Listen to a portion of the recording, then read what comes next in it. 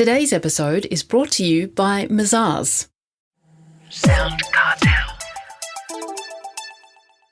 How do you feel when you hear that the economy is going gangbusters, even though your small business is struggling to stay afloat?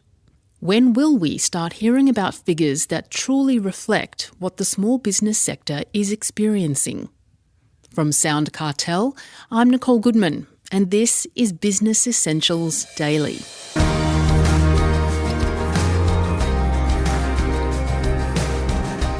Alexi Boyd is one of this country's greatest defenders of small business. As CEO of the Council of Small Business Organisations Australia, she's lobbying the government to pay more attention to the plight of small businesses, and that can only come through properly crunching the numbers. Alexi Boyd spoke at the recent Australian Business Forum, Small Biz Week, in Melbourne, where she caught up with Jeff Waters. She starts by explaining why conferences like Small Biz Week are important to the sector. You know, the thing I love about conferences is that you can go and talk to a whole lot of small businesses that otherwise we've not been able to sort of network with in the last couple of years. And it's been really great to talk to them and hear from them what their issues are. And it's similar to what we're hearing from our members at COSBOA, that worker shortages are major, cost of doing business is going up and up with inflation rates and things like that, and freight costs and petrol and all those inputs going up. And then there's the wages discussion as well. But I think the takeaway for me is that there are really interesting and niche and problem-solving businesses here. I mean, that's what's so great about seeing all these businesses on display. You can go, what's the problem you're trying to solve? I was just talking to a freight logistics company. I'm thinking, okay, well, freight, you know, what's different about that? And what they do is they're the broker between the business who's trying to move their stuff from A to B and the freight companies who are increasingly large and big and difficult to navigate. And, you know, if you're a small business owner, you don't want to just plug and play into this really complex logistics system for one job. So they provide that brokerage, they find the best firm to be able to help you, they solve the problem, they understand that ecosystem better than anyone else. And what a great business. And then they're digitising further by using tools that help them plug into the different system that the big boys have. So look, there's just some fascinating stuff happening here at the Expo, so it's great to be here. And a lot of new tech featured. Yeah, and I think what we're noticing more is that, you know, we talk broadly about digitisation, but really what that should be is offering a digital solution to problems. And sometimes those problems are really small and you don't realise what the market is until you sort of put it out there and say, look, I'm solving this problem. And then word spreads and they go, oh, I've got this great, you know, solution for my problem with sales or my problem with implementing an integration between two bits of software that aren't talking to each other, or things like freight logistics. I mean, that's what's great about these expos is you can really find out what's happening in all different sectors of the small business economy. And a lot of them are problem solving. And some of them are pretty traditional businesses too, which is great. Now, it's a difficult time for everybody, as you started to outline earlier, but we've heard some pretty encouraging macroeconomic statistics lately. What do you think about those? Yeah, look, I mean, certainly there's green shoots starting to come up all over the place. You walk around and you can see those really brave businesses who have maybe not survived the last 2 years but are starting over, or those who have survived and they're just sort of rebuilding their business again, or people who are going, you know what, I'm done with a job and I want to make my own future and build my own business and have something that I contribute to that I can be proud of. So I think that entrepreneurial spirit, whilst I'm not a big fan of that phrase, is really evident in what we're seeing now, and small businesses want to take advantage of what's happening in the economy.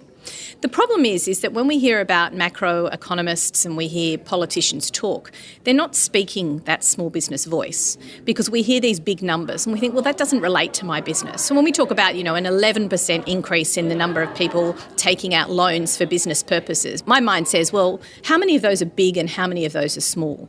What proportion of the economy is going gangbusters? So one of the things COSBOA is working on at the moment is saying, look, there's a lot of data out there, but none of it really reflects what's happening to small businesses, both in the high street, what we can see and look and touch, and those that are behind the scenes and doing their thing without being, you know, front and centre. So what is it that we can do with that data to make sure that it paints a picture that reflects what small businesses are going to.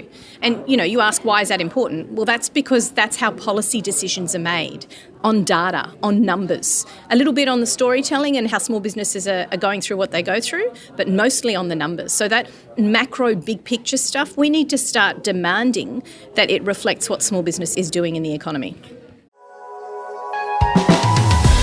Mazars is an international audit, tax and advisory firm committed to helping clients confidently build and grow their businesses. Experience a new perspective with Mazars. Visit mazars.com.au. That's mazars.com.au.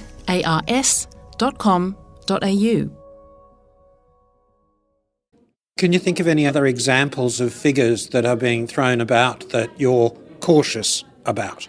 Well, business sentiment surveys. I think that if you asked small business sentiments and big business sentiments, they'd be very different. Not necessarily good and bad. And then again, the importance of breaking that down by sector. Because if we think of the last 2 years, some businesses have gone fantastically. They've made the most. They've, awful word, pivoted. They've really expanded whilst under the conditions of COVID. And then others, of course, as we know, have not survived. So it's not just a matter of saying business is good.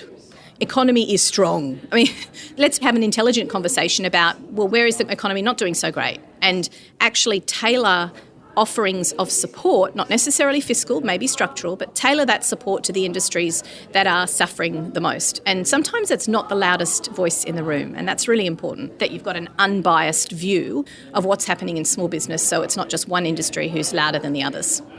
It's a big ask, though, isn't it? You're asking government and academia, perhaps, to come up with a whole new set of figures. Is that very likely? I don't think it's a whole set of figures. I think it's just a different way of looking at it, in that, yes, it takes a little bit more effort to do the research that reflects the broader economy. So you don't want to just do the research that says macroeconomically the Australian economy is at this level, right? What we want to do is see the research that says in this way it's at that level. But if for small business, it's at a different level, or for this sector of the economy, it's at a different level. Otherwise, sectors get left behind. I mean, if you look at the events and the arts sector, they're still really struggling to get back up on their feet.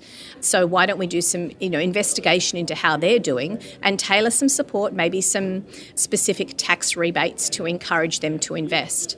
Broadly, there are brushstrokes that the government can do that will support all small businesses. Something like the instant asset write-off. Hugely fantastic. Very disappointing to see that they're not extending it past June 2023, by the way. But it's a really important encouragement for investment. So there are broad things that they can do, but there are tailored things that they can do where they recognise what part of the economy is doing well and what's not doing so well. So is it fair to say that the small business sector is being left behind in the statistics? Absolutely. And, I think that there's people in government who recognise that and are making a big effort to try and improve that. And that doesn't mean asking more small businesses to answer questions, I might add. I mean, the last thing we want to do is make it more difficult for small businesses because they have to stop what they're doing for another 30 minutes. But in fact, what would be beneficial is using data that exists. So using data for the power of good. So I know that one of the excellent things that the Australian Bureau of Statistics has done is they've partnered up with Xero to answer all those questions that they would normally do over the phone through data. Now, that's an excellent use. Let's do more of that. That was Alexi Boyd, CEO of the Council of Small Business Organisations Australia.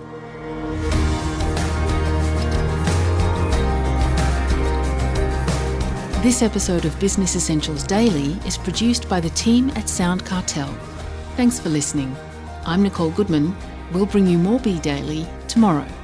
Follow @BE Daily Podcast across social media and head to bedaily.com.au for more from the Business Essentials Daily podcast.